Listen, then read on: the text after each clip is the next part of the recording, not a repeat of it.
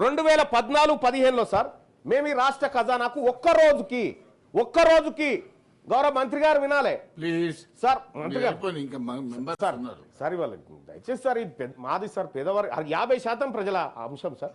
మంత్రి గారు 2014-15లో 157 రూపాయలు సార్, ఒక్క రోజుకు 157 రూపాయలు బీసీలం జమ చేసినాం సార్ ఒక్కొక్కరం బడ్జెట్లో.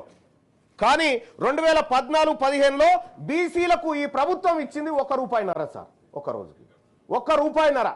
యాదగిరి గుట్ట మెట్ల కాడ ఒక బిచ్చపోడు కూడా తీసుకోడు సార్ ఈ సొమ్ము, గది ఖర్చు పెట్టింది సార్. అలాగే సార్ 2015-16లో 181 రూపాయల చొప్పున రోజుకు 181 పన్నులు ఇతరత్రాల రూపంలో బీసీలము రాష్ట్ర ప్రభుత్వ ఖజానాలో జమ చేస్తా ఉన్నాం సార్.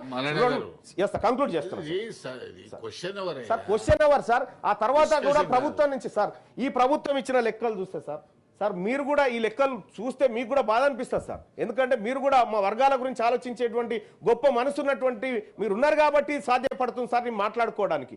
సార్ 2015-16లో సార్ 2015-16లో 181 రూపాయల చొప్పున ఒక్కొక్క బీసీలం ప్రభుత్వ ఖజానాలో జమ చేస్తే సార్ మా బీసీలకు ₹1.49 ఇచ్చింది సార్.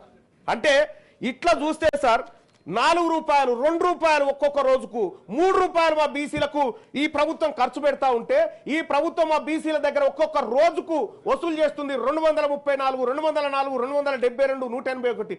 సార్ నేను ఒకటి అడుగుతా సార్, మేము పన్నులు కట్టడానికి ఉన్నామా సార్? ఇక్కడ తెలంగాణ రాష్ట్రంలో మేము పన్నులు కట్టడం కేవలం ప్రభుత్వాన్ని నడిపించడానికి పన్నులు కట్టేటువంటి బానిసలమా మేమంతా? నేను క్లియర్ గా అడుగుతా ఉన్నా.